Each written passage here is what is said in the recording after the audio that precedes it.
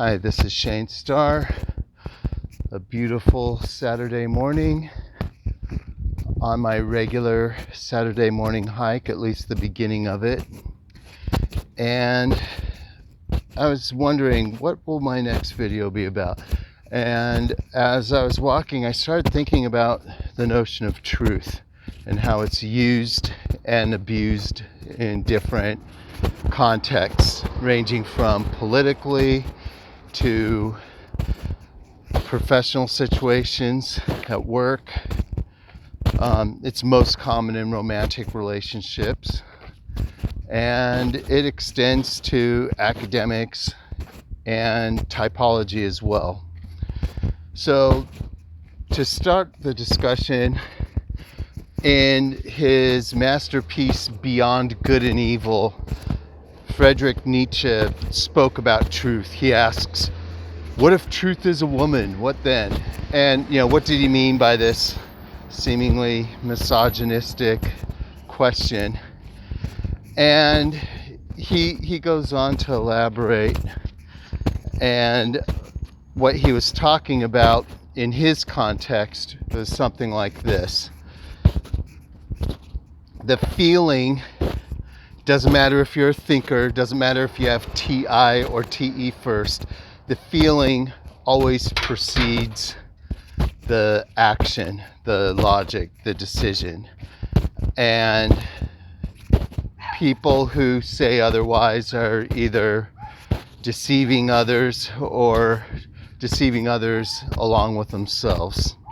Let's look at a couple of examples. All too often, when we find ourselves in a negative situation at work or at home, we start off with an argument, a fight, and what happens is, sorry about the distraction there.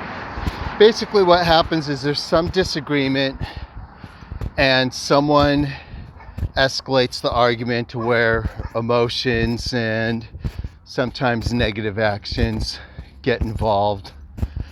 And then you come to the climax of the argument and you come to realize you're arguing not about the original problem in question, but about something you said or did during the argument. And that is what is used against you to justify the argument to begin with. Now, if you unpack the situation and look at the truth and timeline of events, the problem preceded the argument, and the beginning of the argument preceded the negative action that occurred for which you are blamed for. Yet, that's somehow ignored and dismissed, and something you said midway or 2/3 of the way into the argument is upheld as the reason the person argued with you in the first place. Now, this is obviously wrong on a logical level. So why is it the case so much? If you have the answers, let me know. You can apply this model to virtually any problem you're having. Someone will have a problem with you. They'll confront you about it. And then it's just like the well-known saying of the police. Anything you say or do can and will be held against you. And that's what happens. The argument, you've already lost once the argument has started. All the argument even is a tool to gather evidence against you, hopefully enough so that they can use whatever kernel of truth they have in that to justify arguing with you in the first place. And when you break it down like this, it's so illogical and it's so nonsensical. It seems ridiculous, yet this is the typical pattern these types of things follow. I'm not a big fan of TV series, much less Survivor, but you could see this play out in that series Survivor. There's a group of people stuck on an island, and one by one they get voted off the island, and you'll see how it plays out. It's just some poor person will be tagged as the next it, and the others start gathering grudges against the person. Then they confront them, and then when they go to defend themselves, it's that defense that sows their fate.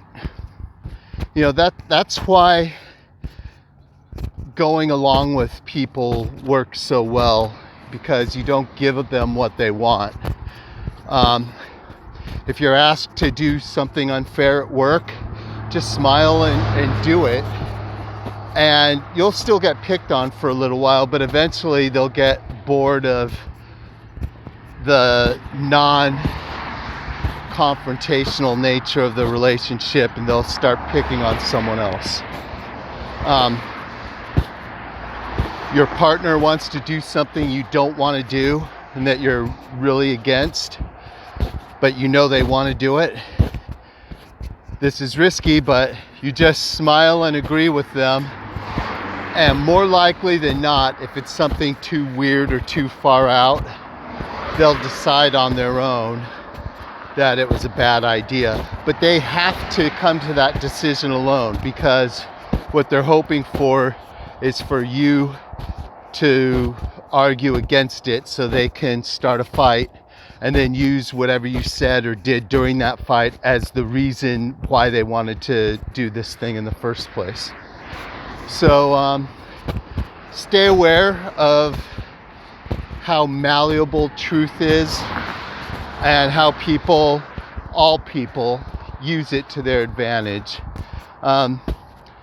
Before I go, I'll just say in typology it's the same thing. You know, people typing you, they'll have some preconceived notions from others who know you, and then everything you say or do will be viewed in the context of their preconceived conclusion. And it doesn't matter how intelligent they are, it doesn't matter how much they are not trying to do this. It's partially just human nature, and it doesn't mean that they get you wrong necessarily. It's just this is an important aspect of what's going on. In logic, they call it confirmation bias, and basically what it is anything you say or do supports the conclusion they already have in their minds. You know, are you an alcoholic? No, I'm not an alcoholic. That's exactly what an alcoholic would say. They're in denial. You're in denial. You are an alcoholic, sir. That's an extreme example of how it goes. Same thing in typology. You know, say someone decides you are a certain type and they start asking you questions. It's like, that doesn't sound like me at all. Yep, your type does that. You know, and it's just like, there's no way out once you're in that loop except to retreat and come up with your own conclusions. Anyway, that's all I got for today. Have a good one. Happy Saturday.